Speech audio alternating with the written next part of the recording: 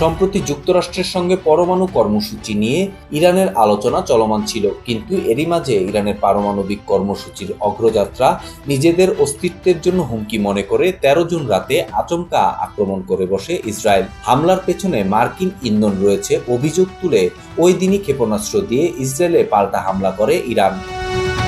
প্রায় ২,০০০ কিলোমিটার দূর থেকে ছোড়া ইরানের ক্ষেপণাস্ত্রের আঘাতে ধ্বংসস্তূপে পরিণত হয় দখলকৃত ইসরায়েল ভূখণ্ডের বিমানবন্দর, পারমাণবিক গবেষণা কেন্দ্র সহ গুরুত্বপূর্ণ স্থাপনা। তবে এই হামলায় যুক্তরাষ্ট্র জড়াবে কিনা? ২ সপ্তাহ সময় নিয়ে মাত্র দুদিন পরেই ২১ জুন লড়াইয়ের দৃশ্যপটে সরাসরি যুক্ত হয় যুক্তরাষ্ট্র। B-2 বোমারু বিমান থেকে বাংকার ব্লাস্টার বোমা ফেলে নাতানজ, ইস্পাহান ও ফোর্দো পারমাণবিক স্থাপনা সম্পূর্ণ ধ্বংসের দাবি করেন ট্রাম্প। এর জবাবে কাতার ও ইরাকে মার্কিন ঘাঁটিতে ক্ষেপণাস্ত্র ছোড়ে তেহরান। পরদিন সকালে ট্রাম্পের পক্ষ থেকে আসে যুদ্ধবিরতির ঘোষণা।